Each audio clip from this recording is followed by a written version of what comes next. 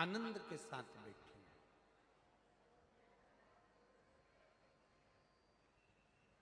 एक बार बहुला गाय अपने बेटे मनोरथ को दूध पिला रही और मनोरथ दूध पीते पीते उसके मुख पर फेन आया। बछड़ा, गाय का जो बछिया होती है, बछड़ा होता है, दूध पीता है, उसके मुंह पर फेन आ जाता है। मनोरथ बहुला गाय का पुत्र दूध पीते पीते मुख पर फेन आया। वो फेन हवा में उड़ा, शिव जी के ऊपर गया। भगवान देव अधिदेव महादेव को क्रोध आया। शिव जी मनोरथ को दंड देने के लिए आगे बढ़े तो बहुला गाय ने तेज श्वास खींची और भगवान शंकर को अपनी श्वास के द्वारा अपने उदर में बिठा लिया। अपनी श्वास के द्वारा अपने उदर में बिठा। महाराज, चारों तरफ हाहाकार मच गई। भगवान देवाधिदेव महादेव नहीं मिल रहे, भगवान शिव नहीं मिल रहे। एक बात अपने भीतर उतार कर रखिएगा, शिव जी को ढूंढने जाने के लिए बहुत दूर जाने की जरूरत नहीं है। मेरे महादेव को अगर ढूंढना है तो कहीं नजदीक में भी वो प्राप्त हो सकता है। एक पत्र आया है,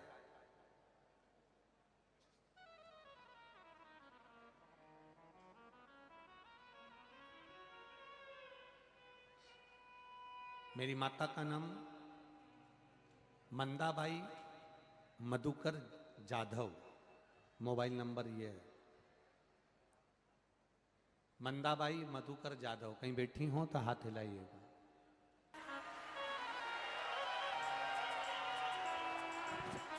बहुत बहुत साधुवाद है, बहुत बहुत साधुवाद। और दोनों भाई, वो निखिलेश का है, उसको बुलाओ, कहाँ है, उसको बुलाओ।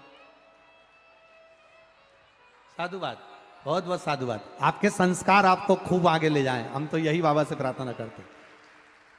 और जितनी आपने इस कथा में भक्तों की सेवा करी है, ऐसी सेवा जनमानस की आप हमेशा करते रहें, यही शिव से प्रार्थना। जनमानस की बोल बम का नारा है, शिव कथा जो सुख की दैनी है। वो बड़ा कहाँ है तुम्हारे भाई, कहना निखिलेश। शंभू एक पत्र, जब तक एक वो आ रहा है निखिलेश, तब तक एक बच्चे ने एक पत्र लिखा है। बड़ा पत्र, बहुत बड़ा है, ज्यादा बड़ा नहीं हो गया क्या? पवार वैभव महादेव, मोहोल, जिला सोलापुर। कहीं बैठा, दिल से सुन लेता, दिल से सुनता। पुकार लो उसको, वो सुनेगा।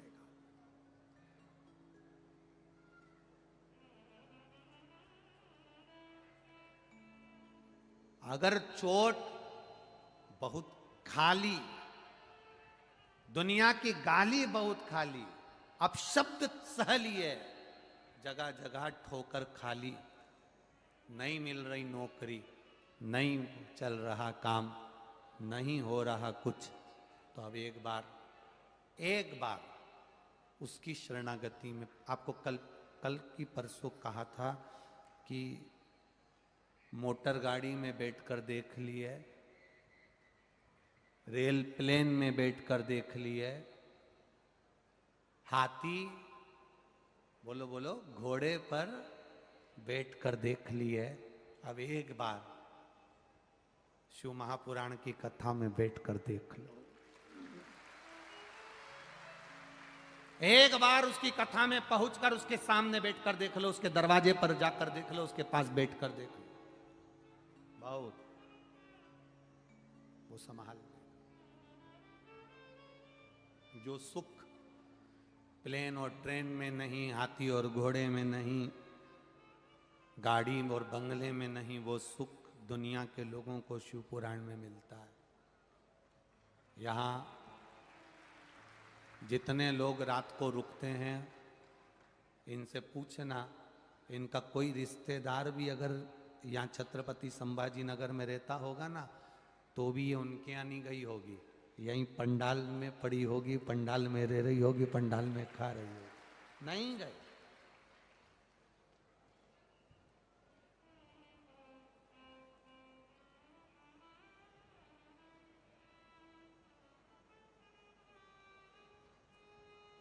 प्रभु कृपा है, ये उसकी उदारता, ये उसकी करुणा, ये उसकी दया है,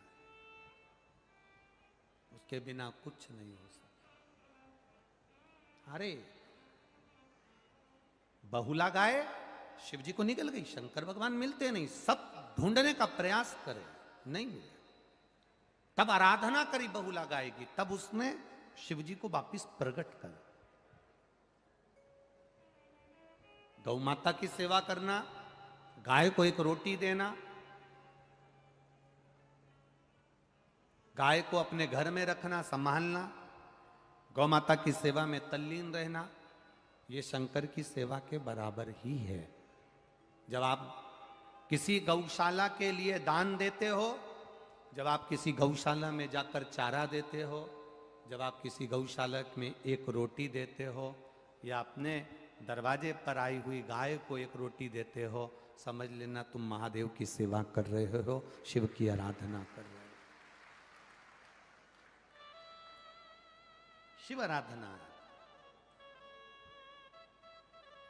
अपने घर की लक्ष्मी, अपने घर की गौ माता, अपने घर की बेटी सही जगह पर जाए, सही जगह पर लगे, ये भगवान से प्रार्थना करें। हम तो आप लोगों से भी कहते हैं, आजकल लोग सीहोर वाले महाराज के नाम से भी बहुत धंधा करने लगे हैं। कहीं फेसबुक पे कोई डाल देंगे, कोई तुम्हारे पास में। हमारी सीहोर की विठलेश सेवा समिति कोई रसीद कट्टा लेकर, रसीद बुक लेकर, रसीद लेकर आपके यहाँ नहीं आती है, ना इस पूरे पंडाल में कहीं रसीद लेकर घूमती है। हमारी विठलेश सेवा समिति का कोई सदस्य आपके यहाँ कभी दान मांगने आपके दरवाजे पर कभी नहीं आएगा, जिंदगी भर याद रखना। अगर कोई आपसे कहता है कि हम विठलेश सेवा समिति से आए हैं, समिति के हैं, आप हमें दान दे दो, पैसा दे दो, ये दे दो, वो दे दो, सब झूठ। तुम्हारे आगे हाथ फैलाने से अच्छा है मेरे महादेव के आगे हाथ फैलाएंगे तो दुनिया को देता है। हाँ, व्यासपीठ के नजदीक से जो आप दान धर्म पुण्य करते हो, जो दान कार्यालय पर दान देते हो, या सीहोर दान देते हो, या ऑनलाइन दान देते हो, वो दान भी अगर आपने दिया है तो एक बार जाकर जरूर देखना कि सीहोर में तुम्हारा पैसा सही जगह लग रहा है कि नहीं लग रहा। वैसे तो अब लोग समझदार हो गए, दान भी देते हैं तो पहले देख लेते हैं कि कार्ड है सीहोर का कि नहीं है, समिति का कार्ड है, समिति की शर्ट है, समिति का कोई बेच है, रसीद बुक पर भी समिति का कुछ लिखा है, तो लोग सोच कर देते हैं, नहीं तो देते ही नहीं। सही जगह पहुंचे, रोटी दो, गाय माता के मुख में जाए, जमीन पर, नाली में या गटर में ना पड़ी हो। बेटी का कन्यादान करो तो बेटी सही जगह जाए, किसी बेवड़े के पास या जुआरी के पास या गलत काम करने वाले के पास ना जाए। लक्ष्मी, बेटी और गाय 50 बार सोच कर दीजिए, 50। भगवान गौ माता के उदर से प्रकट हुए, गाय के पेट में भी शिव रहे। एक रोटी गौ माता को प्रतिदिन दीजिए। महीने का नियम बना लो कि मेरे को अगर गाय नहीं आती तो मैं कुछ भी एक सहयोग राशि किसी गौशाला में समर्पित करूं। एक नियम बना, और ऐसा नियम मत बनाना कि तुम्हारे पास कुछ भी नहीं हो और तुम जबरदस्ती का कर्जा कर कर दान करो, ऐसा नियम मत बनाना। कथा में क्या कहा था? भगवान से कहना कर्जे की गाड़ी में मत बिठाना, बिठाना तो भजन की गाड़ी में बिठाना, तेरे द्वारा जो दी हुई हो। कर्जा लेकर गाड़ी में नहीं बैठूंगी, तेरा इतना भजन करूंगी, एक लोटा जल चढ़ाऊंगी, और गाड़ी बंगला जमीन तू देगा, बेटे का विवाह तू कराएगा, बहू की गोदी तू भरेगा, बेटी का विवाह तू कराएगा, नौकरी सर्विस दुकान व्यापार व्यवसाय सब तू कराएगा। अब जो कुछ भी है आज से सब तेरा है। मेरा तो एक काम है, तेरे दरवाजे पर आकर एक लोटा जल चढ़ाना, बाकी का उन्नति की सीढ़ी पर चढ़ाना तेरा काम है, वो काम तेरा है। हम तेरे दरवाजे आएंगे और तुझे मेरे दरवाजे पर आना पड़ेगा। भोलेनाथ दया करना, मैं तेरे भरोसे हूं। शिव की आराधना। तुम रुका जी ने चंचुला देवी को 12 ज्योतिर्लिंग का स्मरण कराया। सोमनाथ जी का वर्णन करते हैं, चंद्रदेव को काया के रोग से मुक्त करा। मल्लिकार्जुन जी का वर्णन किया, कार्तिकेय बाबा जो रुष्ट हो गए थे उनको मनाया। समय आया, आगे वर्णन आया महंकाल का, दूषण नाम के राक्षस का संहार किया।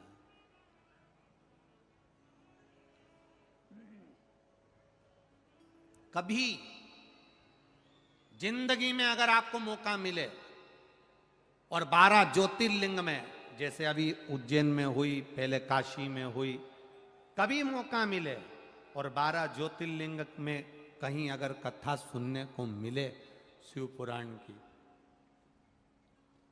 तो प्रयास करना कि कभी आपके नजदीक में कहीं ज्योतिर्लिंग पर कभी बाबा अगर योग लगाएगा और हम आ गए और बड़े प्रेम से कहीं शिव पुराण हो गई, तो उस जगह का कथा जिंदगी में मत छोड़ना, उसको श्रवण जरूर करना। कभी मौका मिल जाए 12 ज्योतिर्लिंग की भूमि पर कभी शिव पुराण सुनने का मौका मिले, उसका स्मरण जरूर करें।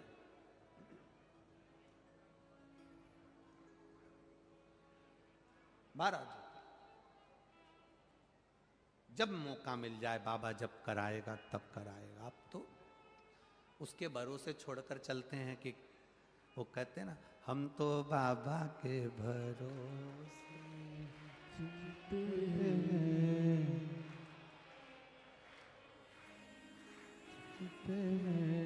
हम तो उसके सहारे चलते हैं। वो कराएगा, जहां कर देंगे, जहां बुलवाएगा वहां बोल लेंगे, जहां ले जाएगा वहां चलेगा। महाकाल अगला वर्णन आया, ओमकारेश्वर विंध्य नामक पर्वत के तप से प्रसन्न हुए। फिर वर्णन आया, केदारनाथ नर नारायण तप करके शिव जी को प्राप्त करे। भीमाशंकर, कुंभकर्ण की धर्मपत्नी करकटी से पुत्र भीम हुआ, उसका संहार कर कर भगवान भीमाशंकर हुए। अगला वर्णन आया, काशी विश्वनाथ मनु शत्रुपा के तप से भगवान प्रकट हुए। त्र्यंबकेश्वर गौतम बाबा पर गौ हत्या का दोष लगा, उस दोष को मिटाने के लिए भगवान ब्रह्मा विष्णु महेश के रूप में विराजमान हुए। अगला वर्णन वैद्यनाथ, रावण शिव जी को लेकर जा रहा था, लघु शंका लगने पर भूमि पर रखा, वैद्यनाथ के रूप में रहे। नागेश्वर दारूक नाम के राक्षस का भगवान संहार कर कर विराजमान हुए। रामेश्वरम, राम जी द्वारा स्थापना करी तो रामेश्वर हुए। कृष्णेश्वर, सुधर्म नाम के ब्राह्मण की 2 धर्म पत्नी थी, सुदेहा और घूष्मा। सुदेहा के घर में संतान नहीं, घूष्मा को संतान हो गई। सुधर्म नाम के ब्राह्मण ने कहा कि तुमको संतान हो गई तो और हो जाएगी, तुम ये बेटा सुदेहा को दे दो। घूष्मा ने अपना बेटा सुदेहा को दे दिया। सुदेहा ने पाल पोस कर बड़ा करा, बेटे की शादी कर दी, बहू आ गई। बहू को मालूम पड़ा कि मेरी असली सास तो घूष्मा है। उसने अपनी सौतेली सास को पूछना बंद कर दिया सुदेहा को। क्रोध आ गया सुदेहा को, मेरी बहू मुझे सम्मान नहीं देती, मेरी बहू मुझे सम्मान नहीं देती। अपने बेटे को, बहू तो गई थी माए के, बेटे के टुकड़े टुकड़े कर कर कपड़े में बांध कर तालाब में फेंकी आई। बेटा ही नहीं रहेगा तो बहू किस काम की। बेटा मर गया, कुएं में फेंक दिया, तालाब में फेंक दिया, बावड़ी में फेंक दिया। घोषमा का नियम था, शिवलिंग का निर्माण करती थी और उसको विसर्जन करने जाती थी, पूजन कर कर विसर्जन करती थी। चली घोषमा, मन में आया बेटे को देखे, 1 हफ्ता हो गया, बेटा ना जाने कहां है, आजकल दिखता ही नहीं है। सुदेहा भी नहीं बता रही कि मेरा बेटा कहां है। बस पूजन करे हुए शिवलिंग का पानी में विसर्जन करा था। इतनी देर में बेटे को याद करा तो बेटा 1 हफ्ते पहले जो मर चुका था वो तैरता हुआ बाहर आ गया। भगवान कृष्णेश्वर के रूप में वहां पर विराजमान होकर घोषमा को दर्शन दिए, उसका बेटा दिए, तो कृष्णेश्वर महादेव नाम पड़ गया, जो आपके छत्रपति संभाजी नगर के नजदीक में बाबा कृष्णेश्वर विराजमान है। 12 ज्योतिर्लिंग में 12वें नंबर का ज्योतिर्लिंग कृष्णेश्वर महादेव एक ऐसा ज्योतिर्लिंग है जिस ज्योतिर्लिंग का मात्र दर्शन कर लेने पर जीवन में कभी हमारे मुख से झूठ निकल गया हो, अपशब्द निकल गया हो, किसी का अपमान कर दिया गया हो, तो कृष्णेश्वर बाबा का दर्शन, शिखर का दर्शन मात्र कर लेने से हमारे सारे पाप समाप्त हो जाते हैं, सारे पाप। ऐसा कृष्णेश्वर महादेव बाबा विराजमान। समय तुमरुका जी ने चंचुला देवी को कथा का रस तत्व ग्रहण कराया। जीवन की सार्थकता बिंदु प्रेत योनि से छूट जाता है, देव योनि को प्राप्त कर लेता है। भगवान शिव ने सिर की बेलपत्र उठाकर शिव पोथी पर दे दी। भगवान कहते हैं जो दिल से शिव महापुराण की कथा श्रवण करता है, देवाधिदेव महादेव कहते हैं उनकी झोलियां मैं खुशियों से भर देता हूँ। ऐसा देवाधिदेव महादेव का पावन चरित्र छत्रपति संभाजी नगर में